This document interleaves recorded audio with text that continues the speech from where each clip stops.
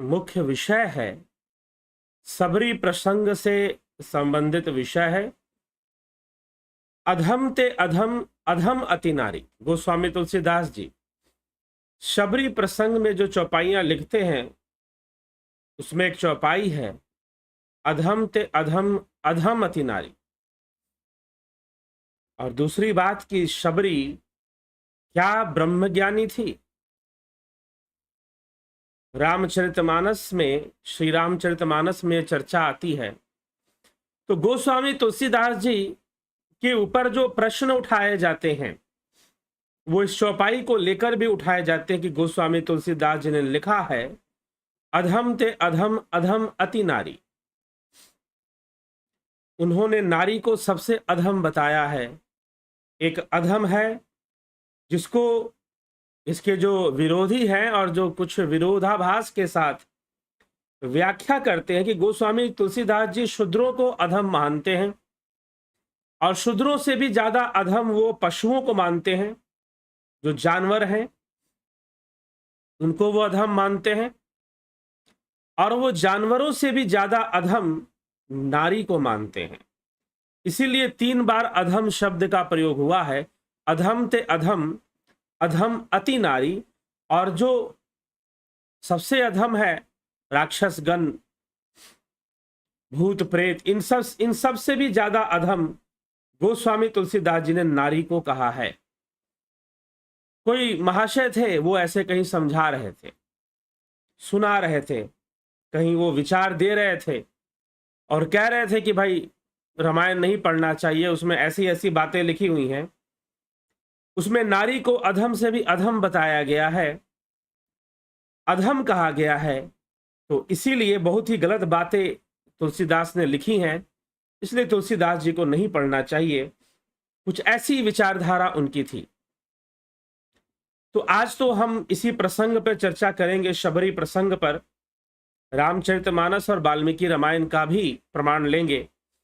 तो चलिए आज हम देखते हैं क्या वाकई में गोस्वामी तुलसीदास जी ऐसा ही लिखते हैं। तो क्या चौपाई कहती है, कबंध के मुक्ति के बाद जब राक्षस कबंध को गंधर्व योनि प्राप्त हो गई, गंधर्व बन गया वो, और गंधर्व बनकर वह जो था फिर से गंधर्व लोक में, स्वर्ग लोक में उसे स्थान प्राप्त हो गया। अब प्राप्त हो जाने के बाद रामचंद्र जी और लक्ष्मण जी आगे बढ़ते हैं।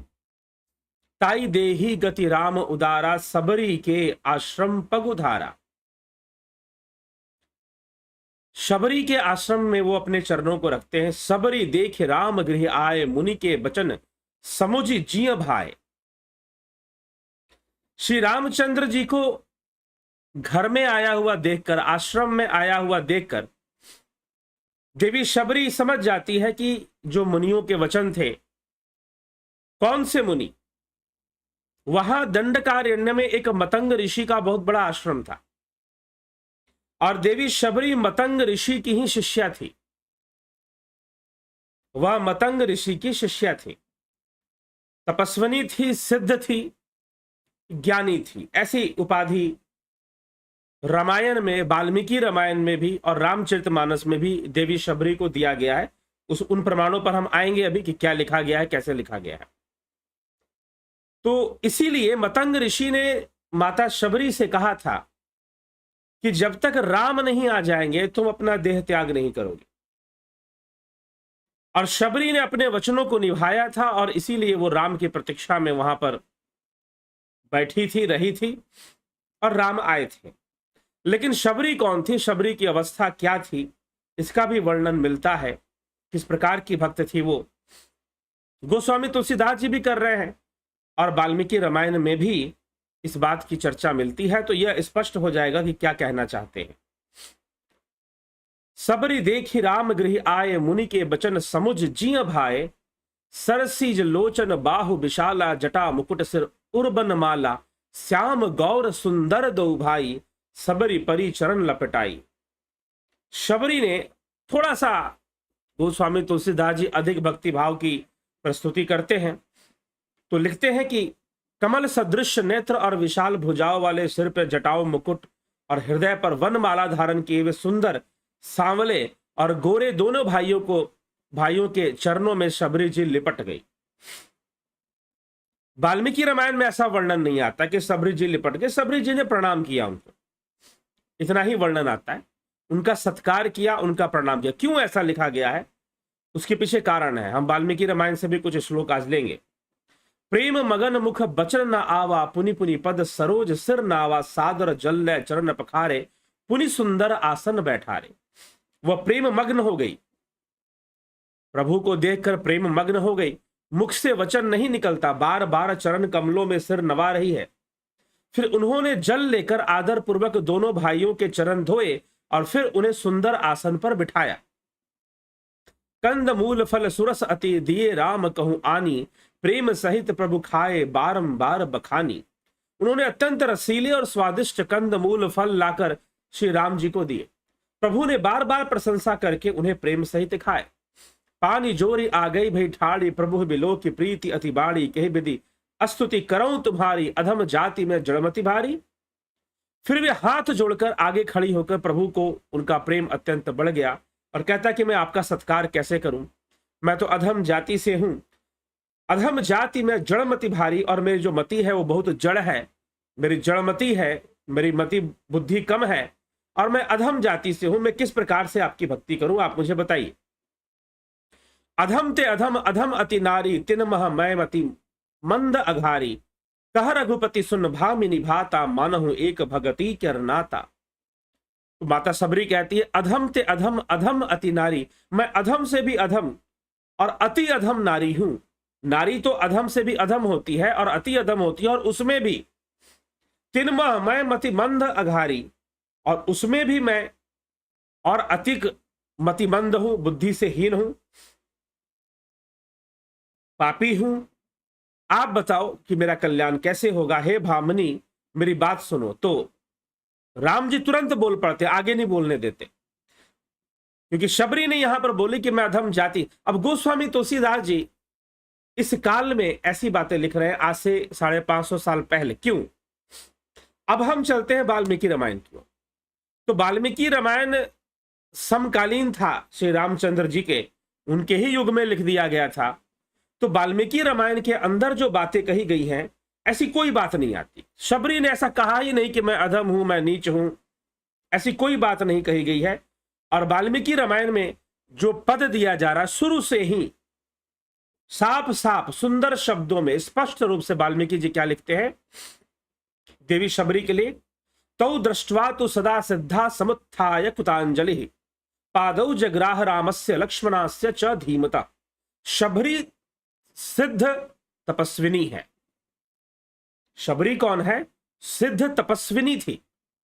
उन दोनों भाइयों को आश्रम पर आया देखकर वह हाथ जोड़कर खड़ी हो गई तथा उसने बुद्धिमान श्री राम और लक्ष्मण के चरणों में प्रणाम किया। शबरी कौन है? सिद्ध तपस्विनी है। ये साफ साफ वाल्मीकि जी लिख रहे हैं।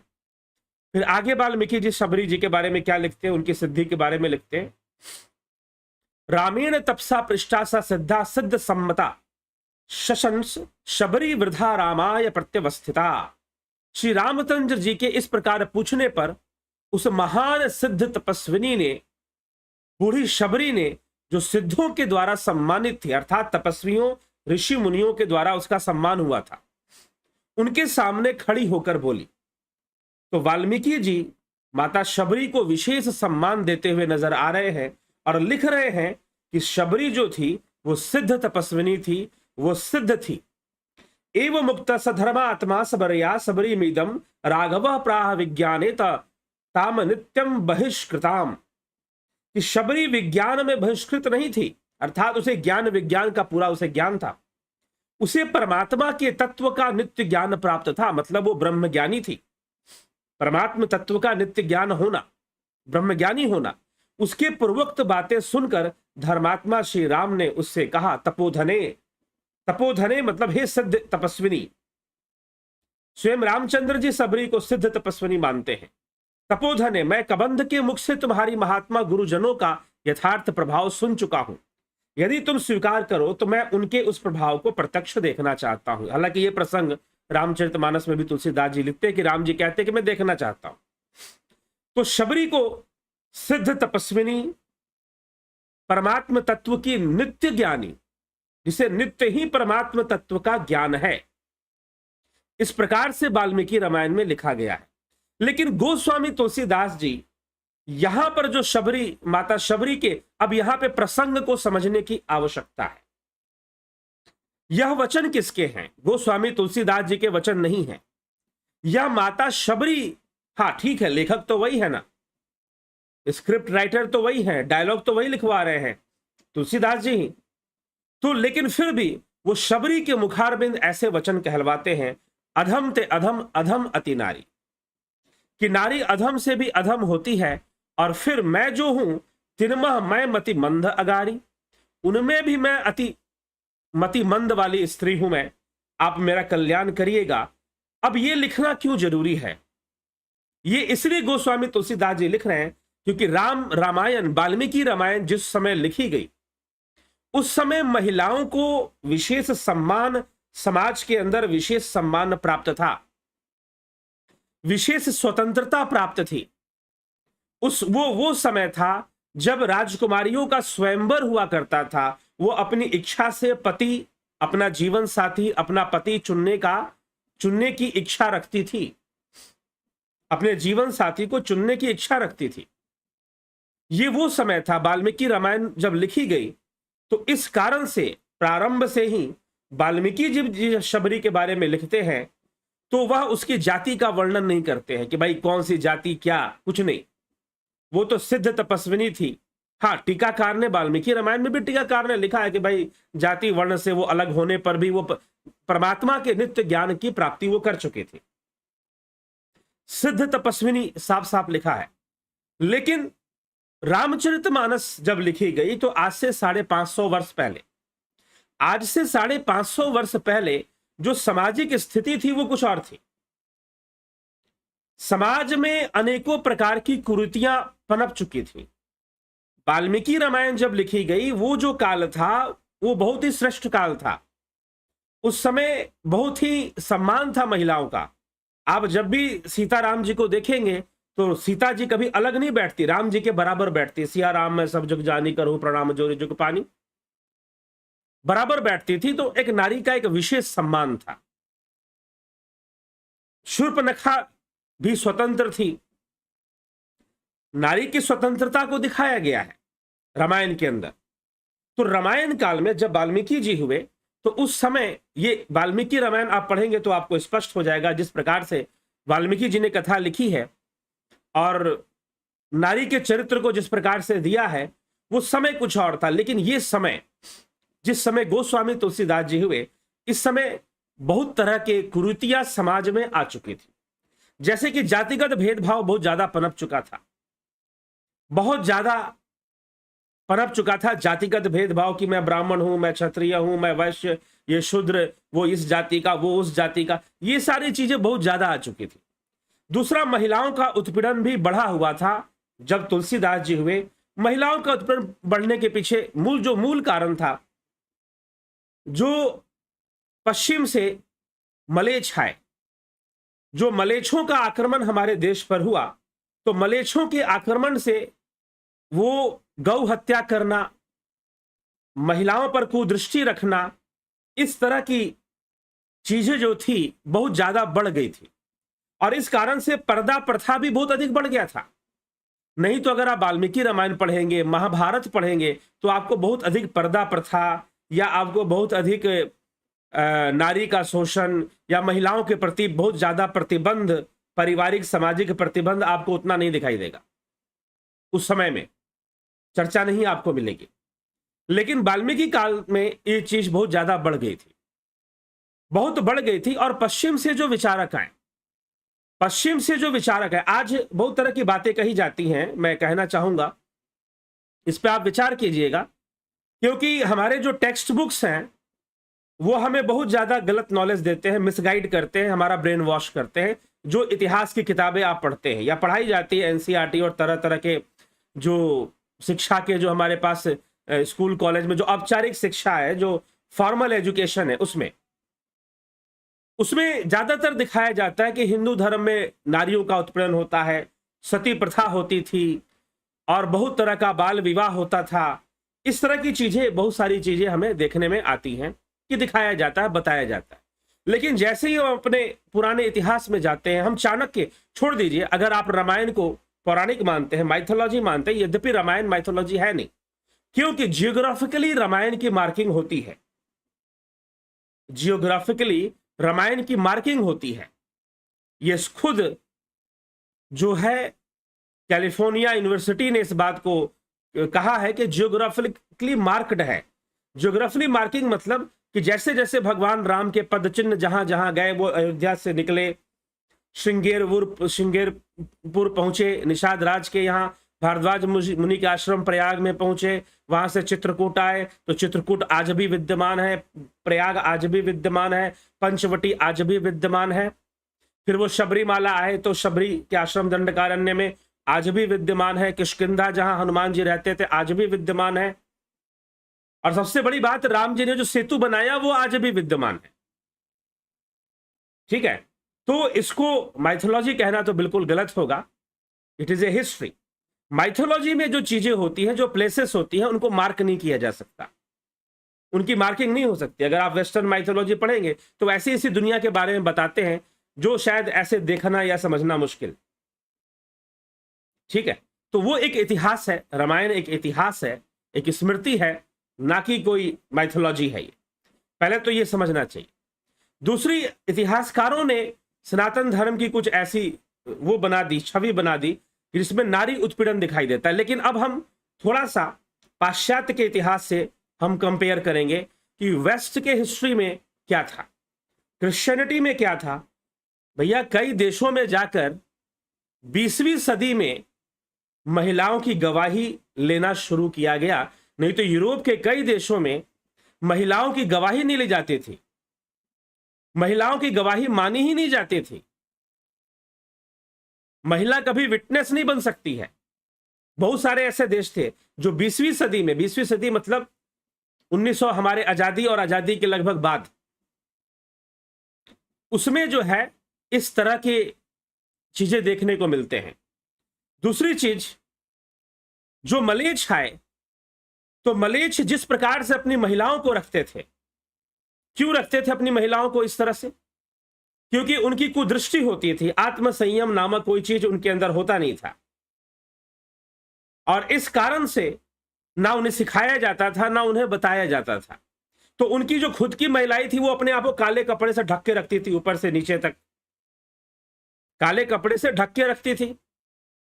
अब हमारे यहां तो काला काला रंग भाई बहुत अशुभ माना जाता है, कोई भी गृह प्रवेश, शादी ब्याह में काले रंग का प्रयोग नहीं करना माना जाता है। The colour of shadowness, colour of darkness कहा जाता है, राहु का रंग है ये, ज्योतिष के अनुसार राहु का रंग है।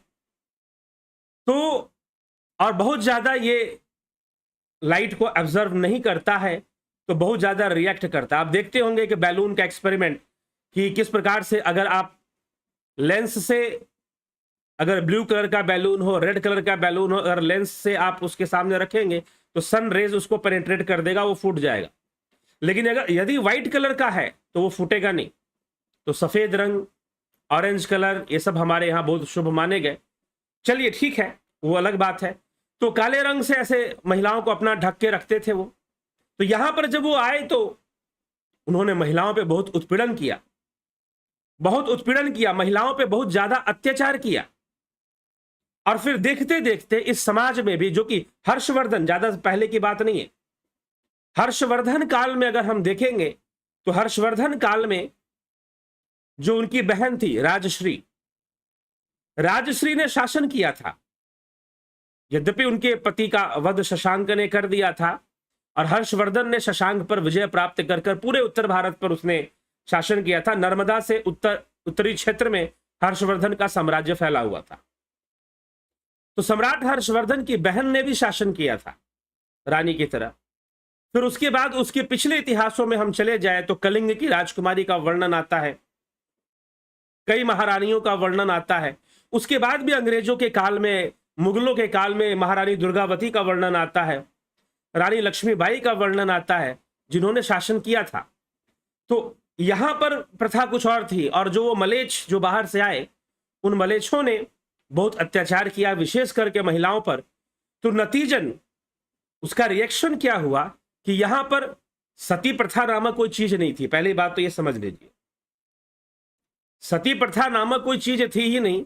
ये तो मोहन राय करके एक व्यक्ति था, जिसके साथ अंग्रेजों ने दो नाम और जोड़ दिए, राजा राम। मोहन राय करके एक व्यक्ति था, बंगाली, पढ़ा लिखा था थोड़ा। वो पढ़ाई लिखाई करने पटना आया और पटना में आकर उसने अपना धर्म परिवर्तन कर लिया, उसने इस्लाम कबूल कर लिया था। क्योंकि उस समय ये जो पटना शहर था शिक्षा केंद्र था, तो वो वहां पर आया और उसने आकर, इसका पूरा प्रमाण है, पीछे भी मैं वीडियो बना चुका हूं इस पर, सती प्रथा के सत्य के ऊपर और मोहन राय के सत्य के ऊपर। तो मोहन राय को अंग्रेजों ने दो नाम और जोड़ दिया कि भाई मोहन राय अच्छा नहीं लग रहा, नाम ऐसा होना चाहिए कि नाम सुनते ही लोग इसकी बातों पर विश्वास करें, तो नाम कर दिया राजा राम मोहन राय। और इस तरह से राजा राम मोहन राय और कुछ और टैगोर टाइटल वाले कुछ लोगों को अंग्रेजों ने अपने पपेट बनाए, अपनी कठपुतली बनाए। तो राजा राम मोहन राय, जिन्होंने पटना में आकर इस्लाम कबूल कर लिया था, और वहां से उनकी जो पहली जो किताब उसने लिखी थी, मोहन राय ने, उसने पहली किताब लिखी थी आपके उर्दू भाषा में लिखी थी, उसका नाम भी मैंने बताया है पीछे और प्रूफ के साथ बताया है। It is mentioned in the IGNOU text book, IGNOU political science के टेक्स्ट बुक में वो सारी बातें लिखी हुई कि मोहन राय पटना आए थे और उन्होंने इस्लाम कबूल किया था, ये सारी बातें मेंशन्ड है वहां पर। तो कोई ऐसा नहीं कि मैं कोई अपनी नॉलेज लेकर लिख रहा हूं। तो मोहन राय के साथ राजा राम जोड़कर उसे राजा राम मोहन राय बना दिया गया, और वो बन गया नारियों का उद्धारक, सती प्रथा को खत्म करने वाला। और एक अंग्रेज अफसर था, अंग्रेज ऑफिसर था, जो कि एक नारी को सती होते देखते रोने लग जाता है, और वो ये आंदोलन शुरू करवाता है। राजा राम मोहन राय को ही क्रेडिट दिया जाता है। लेकिन प्रश्न ये उठता है कि अंग्रेज जब भूमि अधिग्रहण कर रहे थे, और उस समय आदिवासियों के ऊपर, झारखंड के आदिवासियों पर, जिसमें कि संथाली और मुंडा आदिवासियों ने सबसे ज्यादा लोहा लिया था अंग्रेजों से, उस समय जो निर्ममता और निर्दयता पूर्वक उन्होंने आदिवासियों पर अत्याचार किए थे, उसको कौन समझेगा। जमीन को अधिकृत करने के लिए और जमींदारी प्रथा जैसी शोषण करने वाली प्रथा का प्रारंभ किया था अंग्रेजों ने। तो इसीलिए राजा राम मोहन राय का जो सती प्रथा था, वो एक उनकी काल्पनिक विचारधारा और बहुत तरह की, इसके ऊपर जब मैंने रिसर्च किया, अनुसंधान किया, सर्वे किया कि भाई कितनी सतियां हुआ करती थी, तो कम से कम, बहुत पुरानी बातें तो है नहीं कि सती प्रथा जब खत्म हुई, अगर किसी परिवार में कोई महिला सती हुई होगी तो पता होगा लोगों को कि हाँ भाई हमारे महिला में हमारे दादी परदादी या परदादी की भी आगे जो दादी रही होंगी, उन्होंने वो सती हुई होंगी। जब पूछा गया, मैंने बिहार में, यूपी में, मध्य प्रदेश में कई गांवों के लोगों से पूछा कि आप जरा पता करो कि आपके गांवों में ऐसी घटनाएं घटती थी क्या, तो ज्यादातर लोगों का, मतलब 99%, 99% लोगों ने कहा कि नहीं। रेयर है कहीं पर किसी जिले के अंदर या कहीं पर कोई किसी कभी कोई सती हुई हो, वो भी लोगों को याद नहीं रहता। राजस्थान में विशेष रूप से कुछ आंकड़े मिले कि हाँ सतियां वहां हो जाया करती थी, और फिर भी वो इतना नहीं है कि बहुत भारी संख्या दिखाई दे। कुछ जो सती की बातें आती हैं, वो जो आती हैं वो इसलिए आती हैं क्योंकि वहां पर अपनी इच्छा से पति की मृत्यु हो जाने पर जो महिला है वो कहती है कि अब मुझे रहना मेरे लिए भी ठीक नहीं है, अपनी इच्छा से वो सती हो जाया करती थी। इस तरह का है। जबरदस्ती सती करने की जो बातें हैं वो अंग्रेजों के षड्यंत्र से ही शुरू हुआ था।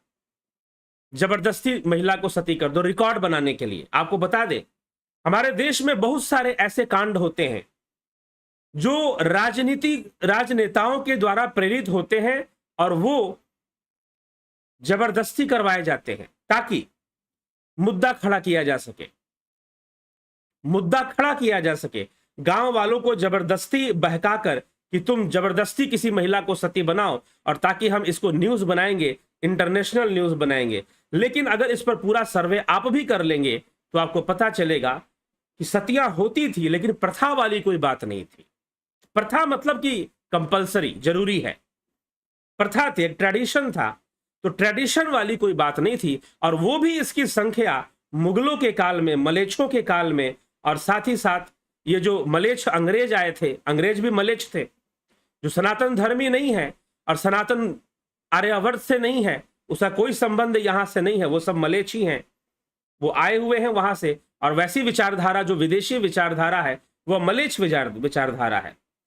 तो अंग्रेज मलेच्छों के काल में और उसके पहले जो मलेच्छ आए उनके काल में क्या हुआ कि ये घटनाएं बढ़ गई, इस तरह की चीजें बढ़ गई।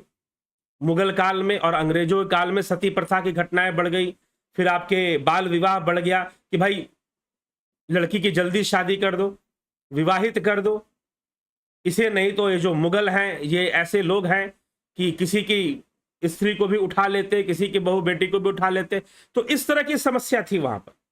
और जाति प्रथा भी बहुत ज्यादा बढ़ गई थी।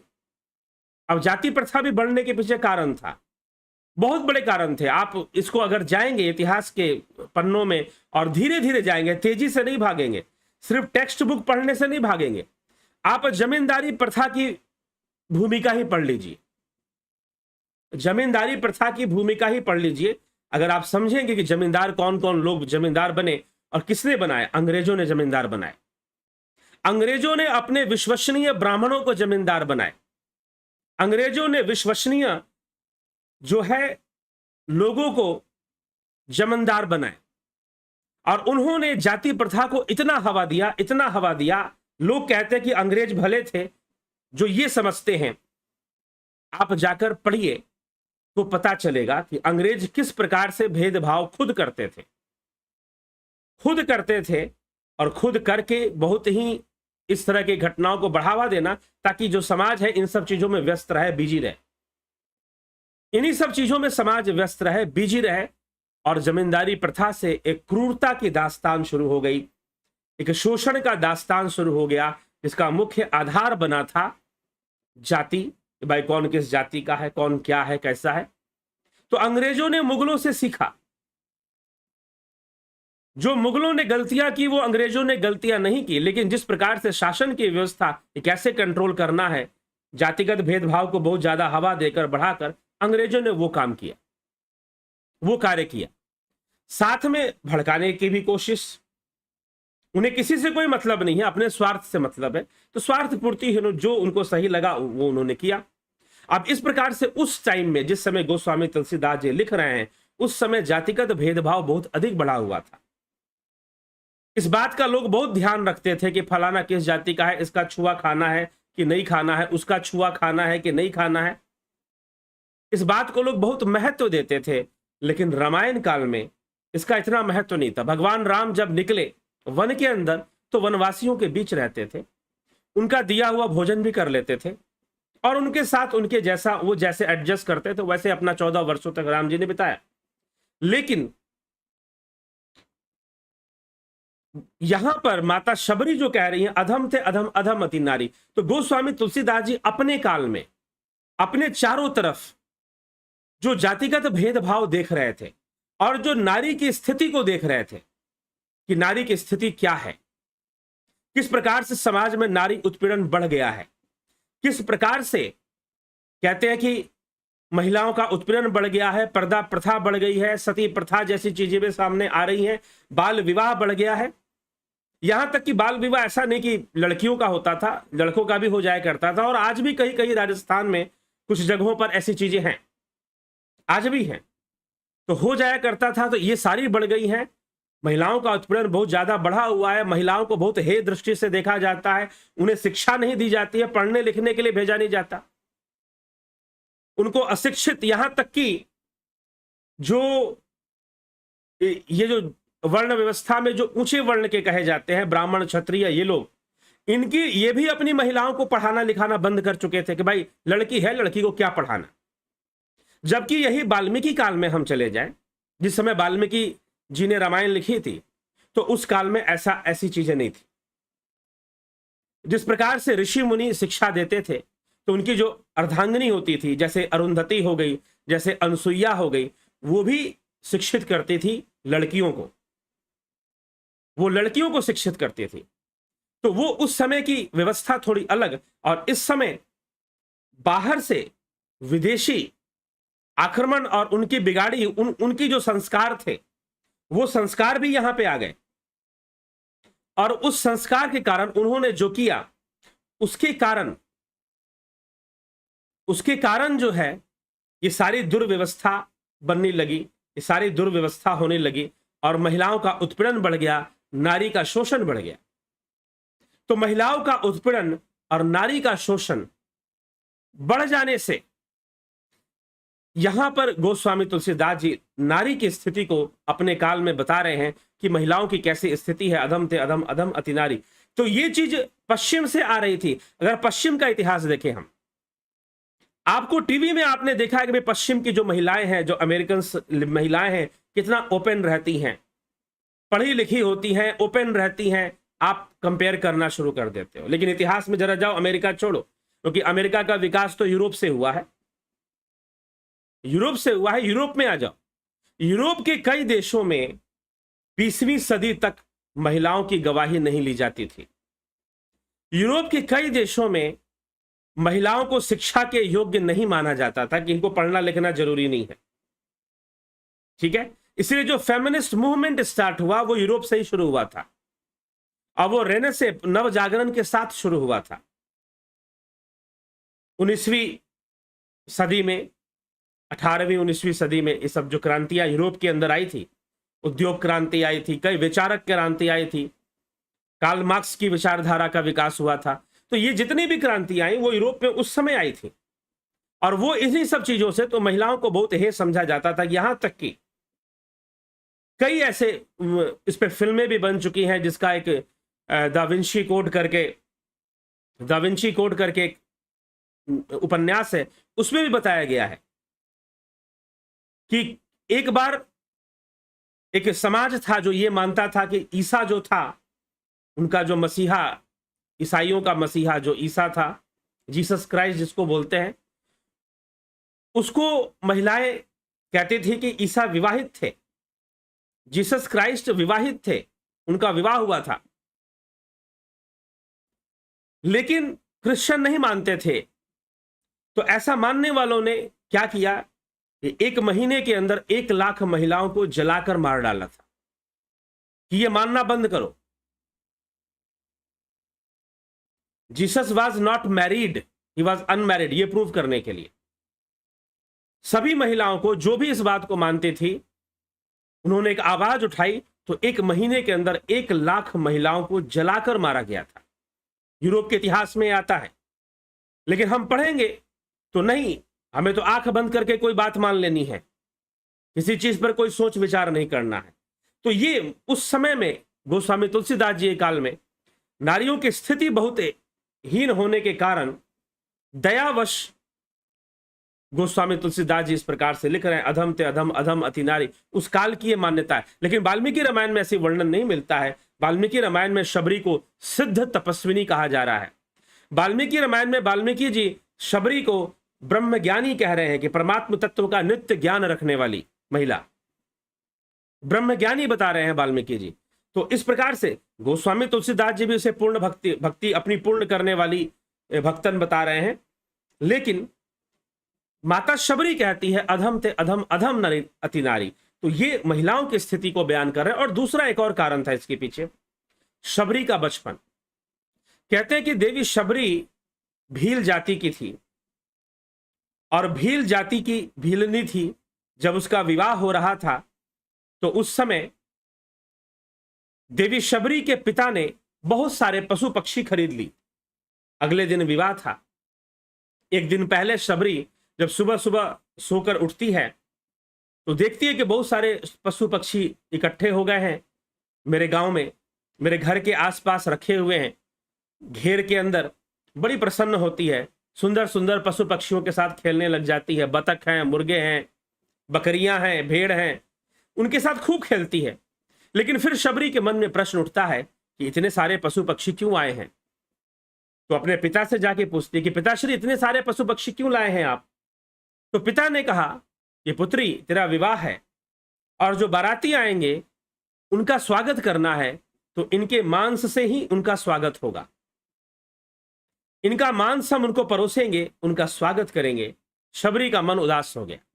शबरी सोचने लगी कि भाई विवाह मेरा हो रहा है, खुशियां मेरे नाम पे मनाई जाएंगी, लेकिन बेचारे इन निरपराध, बेजुबान, वाणीहीन इन पशु पक्षियों की हत्या हो जाएगी, इनके प्राण चले जाएंगे, इतना रक्त बहेगा मेरे विवाह पर।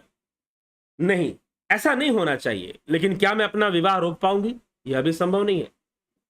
क्या मैं इन पशु पक्षियों को मरने से रोक पाऊंगी? यह भी संभव नहीं दिखाई देता। बहुत रात भर बहुत विचार किया, क्या करें, कल ही तो विवाह है। और उसी रात मध्य रात्रि में देवी शबरी जो है अपने घर को छोड़कर निकल जाती है। निकलकर वन में घूमते घूमते एक स्थान पे पहुंचती है।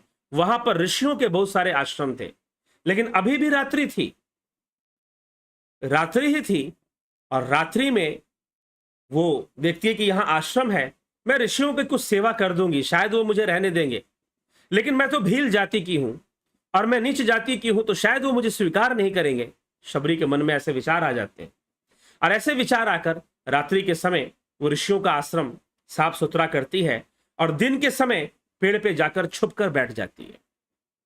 ऋषिगण उठते हैं सुबह सुबह, देखते हैं कि आश्रम बहुत शुभ है और सुंदर दिख रहा है, बहुत सफाई दिख रही है, आज आश्रम में साफ सुथरा नजर आ रहा है। बड़े प्रसन्न होते हैं कि चलो अच्छी बात है, लगता है देवता हमारी तपस्या से प्रसन्न हो रहे हैं, जो इस प्रकार का फल हमें प्रदान कर रहे हैं।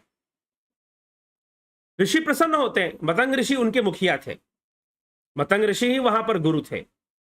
बाकी ऋषि उनके सानिध्य में साधना तपस्या कर रहे थे, आगे बढ़ रहे थे, अध्यात्म के मार्ग पे, साधना मार्ग पे आगे बढ़ रहे थे। देवी शबरी सारा दिन पेड़ों पर ही बिता देती छुपे हुए। रात को फिर नीचे उतरती, झाड़ू करती, सफाई करती और सफाई उफाई करके फिर पेड़ पे जाके छुप जाती। अगले दिन ऋषि ने देखा आज भी किसी ने सफाई की है और सुंदर सुंदर फूलों से हमारे आश्रम सजा दिए, कौन आता है रात्रि को, देखना पड़ेगा। मतंग ऋषि सब जानते थे। और एक दिन मतंग ऋषि ने देखा शबरी रात्रि में सफाई कर रही थी, पीछे से गए, शबरी के मस्तक पे हाथ रखा और कहा कि पुत्री तू कौन है, कहां से आई है? मैं भील जाति की हूं। दूर हट गई, 2 कदम 3 कदम दूर हटकर बोली कि मुझे स्पर्श मत कीजिए, मैं आप अपवित्र हो जाएंगे, मुझे स्पर्श मत कीजिए। मतंग ऋषि ने कहा कि जिसके अंदर ज्ञान की अग्नि जल गई वो कभी अपवित्र नहीं होता। भला कैसे अपवित्र हो जाऊंगा? और देवी, और तुझे स्पर्श कर कर, जिसके पिछले जन्मों की ऐसी कठोर तपस्या हो, भला तुझे स्पर्श कर कर कौन अपवित्र होगा? जो भी तुझे स्पर्श करेगा वो अपने आप पवित्र हो जाएगा। मतंग ऋषि ने शबरी को अपना शिष्या बना लिया और उस समय से देवी शबरी वहां रहने लगी। लेकिन कहते कि मतंग ऋषि के आश्रम में रहने वाले कई ऋषियों ने, सभी तो नहीं लेकिन कई ऋषियों ने शबरी को स्वीकार नहीं किया आश्रम के अंदर, क्योंकि वो एक महिला थी, नारी थी और साथ ही साथ भीलनी थी। लेकिन फिर भी उनके कई शिष्यों ने स्वीकार किया, शबरी को स्वीकार भी किया और देवी शबरी वहां रहने लगी। और जब मतंग ऋषि ने देह त्याग किया तो शबरी ने कहा मैं भी देह त्याग करना चाहती हूं, परंतु मतंग ऋषि ने कहा कि नहीं, तुम्हें अपने देह को टिका के रखना है तब तक जब तक राम नहीं आ जाएंगे। और तब से राम की प्रतीक्षा की, अपना जीवन यापन किया और जब राम आ गए उनके चरणों में प्रणाम कर कर, उनको सत्कार कर कर देवी शबरी परम धाम को गमन कर जाती हैं। तो रामचरितमानस में तुलसीदास जी ने लिखा कि राम जी ने उन्हें परम गति दी, लेकिन वाल्मीकि रामायण में ऐसा वर्णन नहीं। वाल्मीकि रामायण में ये लिख रहे हैं वाल्मीकि जी कि शबरी को कुछ देने की आवश्यकता ही नहीं थी। जो परमात्म तत्व का ज्ञानी है भला उसे क्या दिया जाएगा? उसे तो मोक्ष भी नहीं दिया जा सकता, उसे तो सदगति भी नहीं दी जा सकती, उसे तो स्वर्ग भी नहीं दिया जा सकता। इसलिए वाल्मीकि रामायण में राम ने शबरी को कुछ भी नहीं दिया, क्योंकि उसको कुछ देने की उसे आवश्यकता ही नहीं रही थी। वो तो स्वयं ही परमात्म तत्व की नित्य ज्ञानी थी। ये वाल्मीकि रामायण में इस प्रकार से वर्णन है। वो ब्रह्म ज्ञानी थी, उसे भला देने की क्या आवश्यकता? तो कुछ भी देने की कोई आवश्यकता ही नहीं थी और राम ने कुछ दिया भी नहीं। लेकिन यहां पर भगवान राम कहते कि तूने 9 भक्तियां पूरी कर ली हैं। नवधा भक्ति की चर्चा करते हैं। तो नवधा भक्ति में क्या कहते हैं? तो अधम ते अधम अधम अति नारी, पहले इसका जवाब श्री रामचंद्र जी देते हैं। कह रघुपति सुन भाम निभाता, मानहु एक भगति कर नाता। कि हे शबरी सुनो, हे भामिनी, हे सुंदर स्त्री, जबकि वो वृद्धा स्त्री है, वृद्ध हो चुकी है। वाल्मीकि रामायण में भी वृद्धा तपस्विनी लिखा हुआ है, यहां भी वृद्धा माना गया है। लेकिन फिर भी राम कहते, हे भामिनी, हे सुंदर स्त्री, सुनो, राम की नजरों में सुंदर कौन है? राम की नजरों में शबरी सुंदर है, हनुमान जी सुंदर हैं, विभीषण जी सुंदर हैं, सीता जी सुंदर हैं।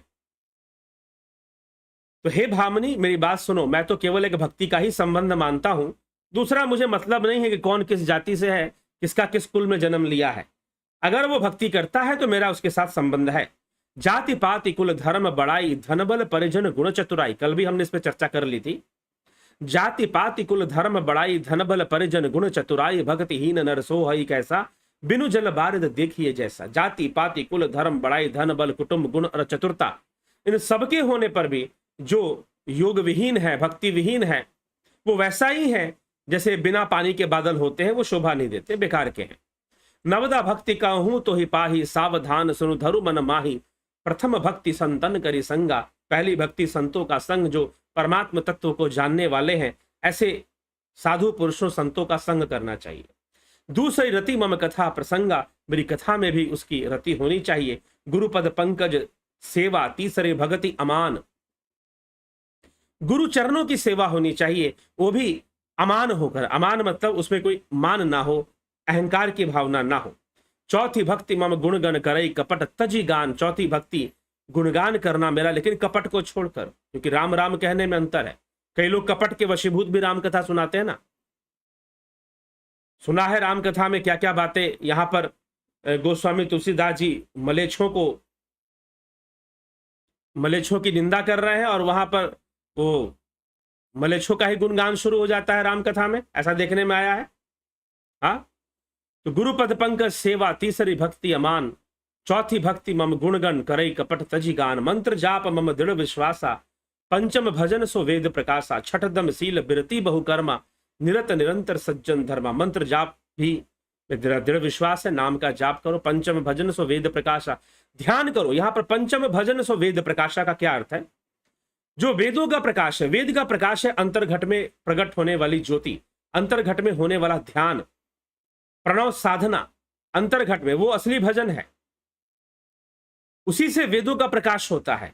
और भजन शब्द का अर्थ गाना बजाना नहीं होता, भजन का अर्थ है ध्यान करना। योग, भजन का अर्थ है योग करना। योग मतलब जुड़ने की प्रक्रिया। छठ दम शील बिरत बहुकर्मा, जो छठ दम मतलब इंद्रिय निग्रह, शील आदि कार्यों से वैराग्य वान रहता है। निरत निरंतर सज्जन धर्मा, और संत पुरुषों के धर्म के आचरण में लगा रहता है। सातव सम मोहि मैं जग देखा, मोते संत अधिक करी लेखा। सातव सम मोहि मैं जग देखा, संपूर्ण संसार को सिया राम मैं समझना, ईश्वर मैं समझना, ब्रह्म मैं समझना। मोते संत, जो ब्रह्म का ज्ञान देने वाले या उसके बारे में बताने वाले जो महापुरुष हैं, उनको मुझसे अधिक कर कर देखना, क्योंकि उनके माध्यम से ही सारी मार्ग मिलता है। जो मार्ग देने वाले हैं उनके माध्यम से पता चलता है कैसे साधना करना है, कैसे आगे बढ़ना है। आठव जथा लाभ संतोषा, सपने हूं नहीं देखई परदोषा, जितना मिल जाए उसमें संतोष करो, और सपने में भी दूसरों की निंदा और दोष मत देखा करो। नवम सरल सब संछल हीना, मम भरोस ही हरस न दीना, सरलता को अपनाओ, कपट रहित बर्ताव करो, हृदय में ऐसा भरोसा रखो, ऐसा विश्वास रखो, प्रसन्नता और दीनता, हर्ष न दीना।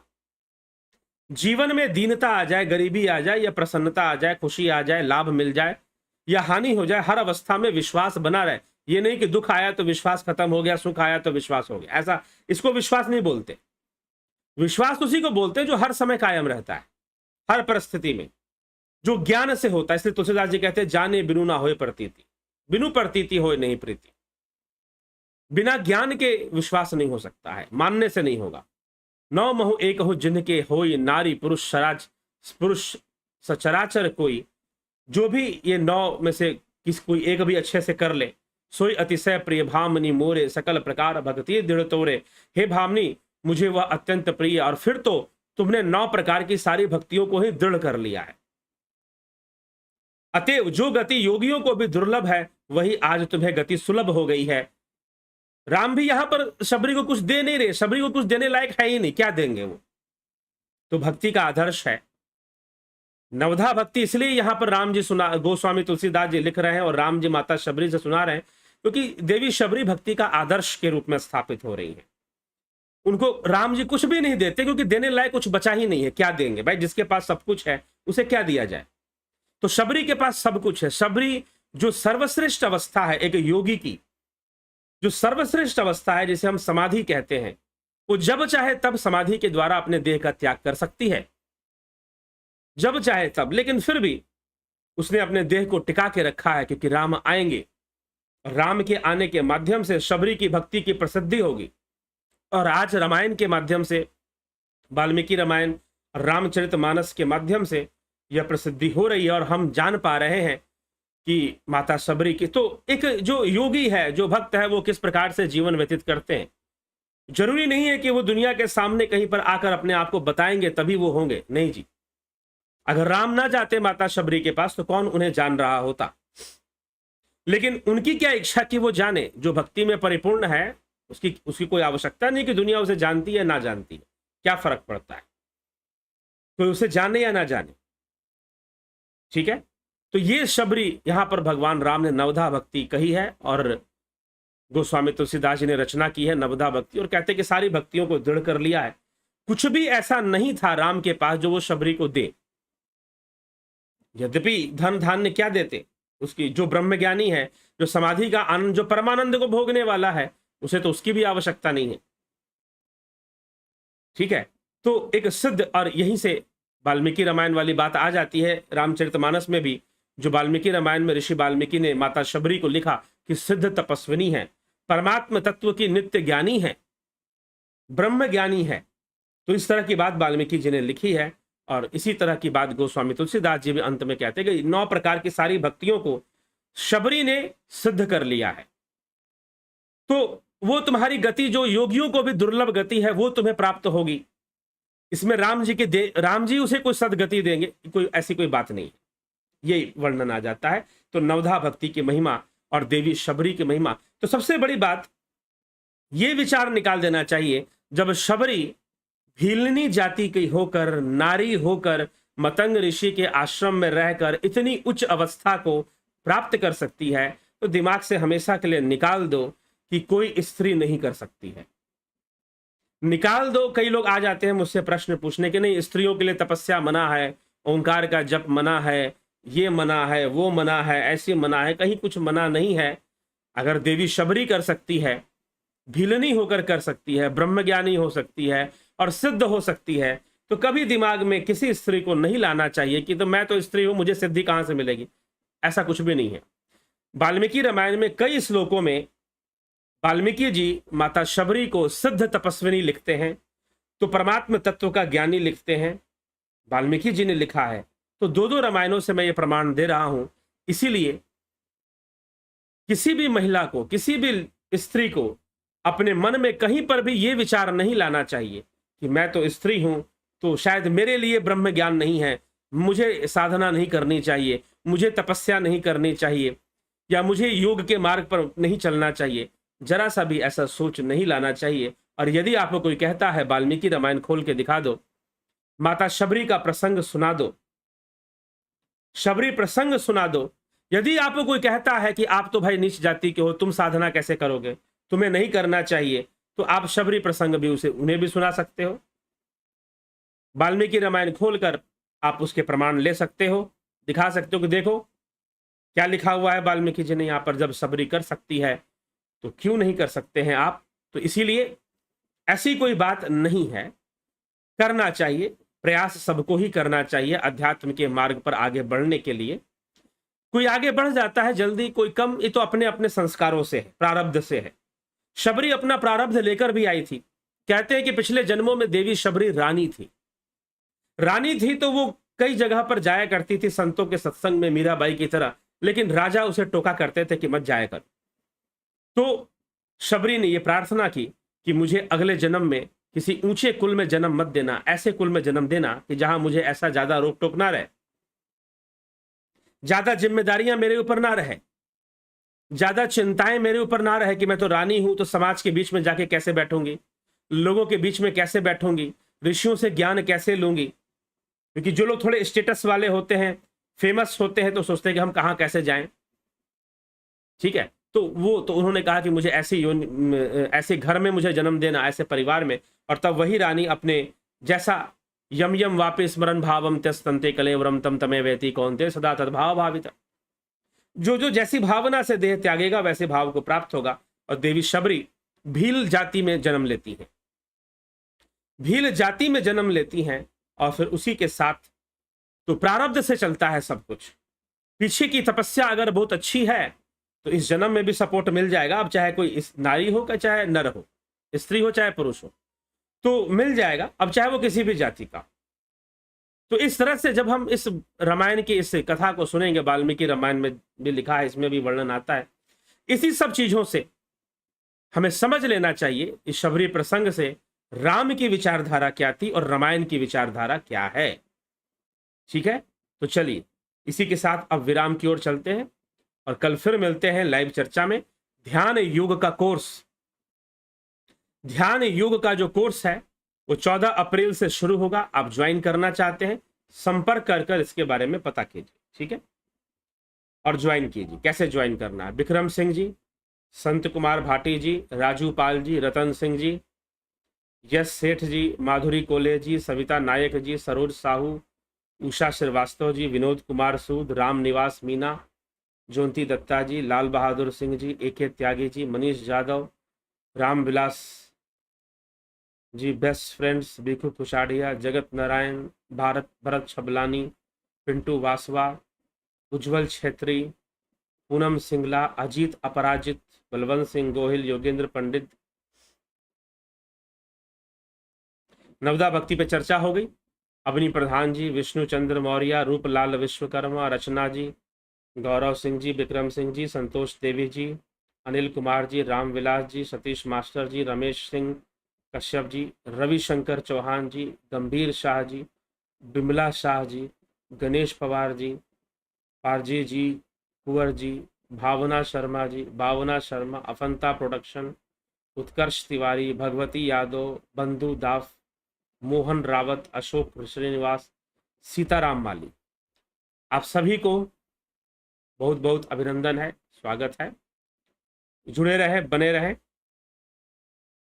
और आगे बढ़ते रहे, साथ में आगे चलते रहे। ठीक है, चलिए इसी के साथ विराम देते हैं आज के विचारों को।